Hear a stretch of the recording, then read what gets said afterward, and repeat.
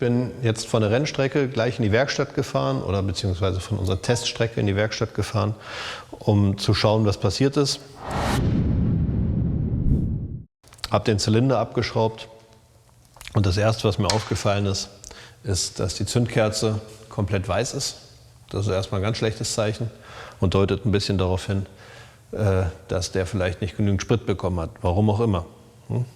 Kann auch zu mager sein, das kann ich aber ziemlich sicher ausschließen aufgrund meiner Prüfstandstests, dass die Vergasereinstellung muss eigentlich richtig sein. Die Frage ist, warum ist er dann trotzdem so heiß geworden? Das kann ich noch nicht sagen. Ich tippe, dass vielleicht etwas mit der Benzinpumpe nicht stimmt oder mit dem Druckminderer.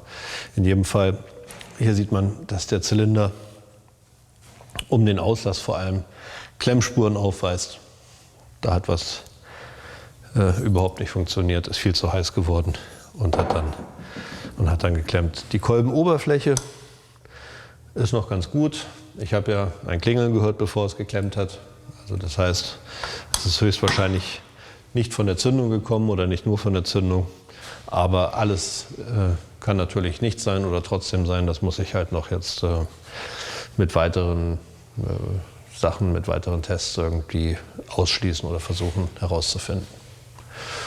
Und daran mache ich mich jetzt und schicke schon mal den Zylinder zum Beschichten und gehe deswegen wieder aus der Werkstatt raus. Ciao. Eine Ewigkeit später. So, der Zylinder ist zurück vom Bearbeiten, ist wieder alles schick, hat jetzt ein etwas größeres Laufspiel als serienmäßig und ist frisch gehohnt. Und jetzt wird alles wieder zusammengebaut und wir testen, ob es läuft.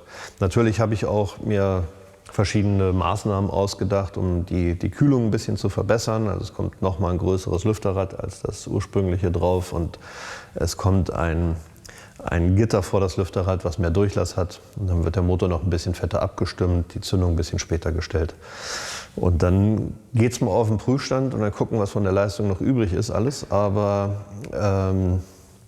vor allem will ich auf den Prüfstand gucken, ob es auch hält, weil ich Probleme habe, jetzt wenige Tage vom Tacho Karacho noch irgendwo ausführlich testen zu fahren, werde ich Testfahrten auf dem Prüfstand machen. Das ist zwar nicht ideal, aber gibt mir schon mal eine erste Auskunft.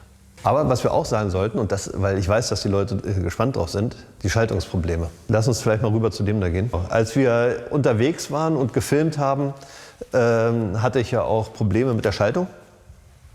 Und da haben wir uns auch noch mal dran gesetzt und geschaut, woran es liegen kann. Das war auch ein bisschen mysteriös, weil eigentlich hat die Schaltung perfekt funktioniert. Und wir haben noch in der Feinjustierung einige Sachen verändert. Wir haben die Aufnahme noch mal anders gestaltet und früher hatten wir einen Stoßdämpfer hier drin. Das ist im anderen Roller auch noch der Fall. Aber wir haben das jetzt hier versteift und dafür das ganze Ding, den ganzen Motorgummi gelagert. Und das soll beim anderen Roller später auch noch kommen. Dann haben wir noch ein bisschen was an der Elektrik geändert. Bei dem anderen ist hier ein Stoßdämpfer drin. Genau. Und in jedem Fall hat die Schaltung, inzwischen war ja das Rennen in Hofstetten und da hat die Schaltung funktioniert, problemlos. Also ich hatte einmal, dass der Schaltweg zu kurz war und ich in einem Rennen vom Erst in den Leerlauf gekommen bin. Das war natürlich sehr ärgerlich, weil das Rennen natürlich verloren war. Aber das ist noch ein bisschen Bedienungsroutine bei mir.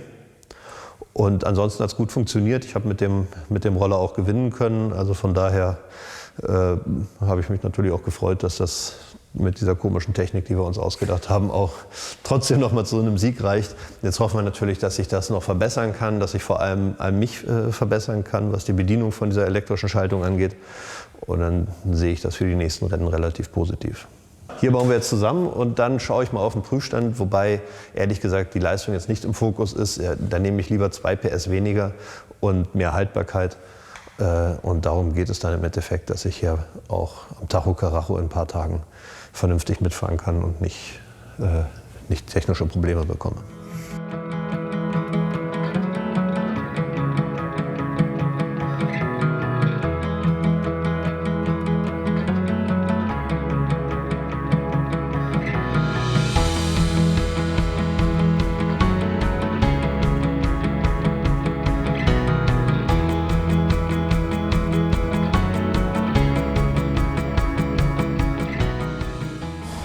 Zylinder ist drauf, Zündung ist anders eingestellt. Wo ist das Lüfterrad drauf? Schauen wir mal, ob er hält.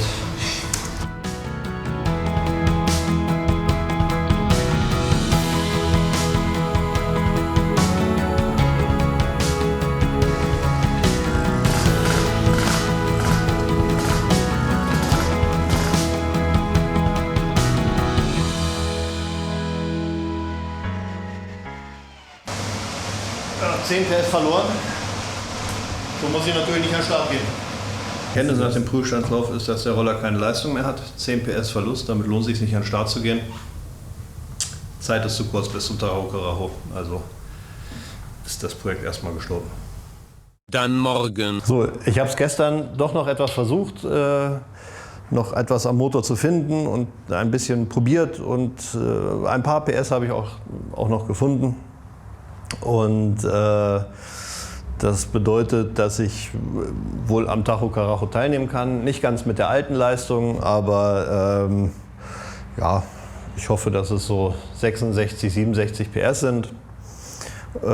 Vielleicht werden es auch noch mehr und dann ist es ja auch nicht ganz langsam und dürfte sich vernünftig fahren. Aber genau das teste ich jetzt nochmal. Jetzt kommt nochmal eine neue Zündungseinstellung und damit gehe ich jetzt nochmal auf den Prüfstand und schaue, was dabei rauskam. Zuletzt waren es wieder 66 PS. Ein bisschen Polster habe ich noch. Ich stelle die jetzt 2 Grad früher nochmal.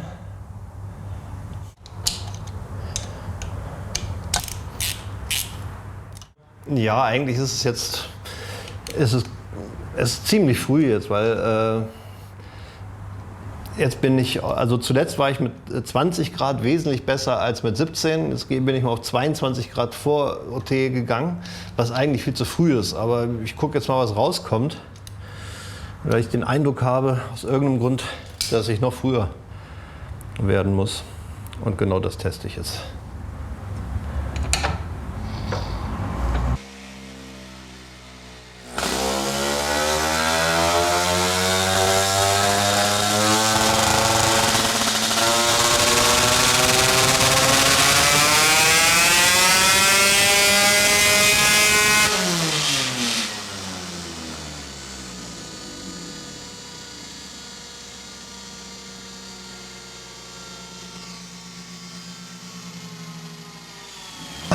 Also jetzt sind es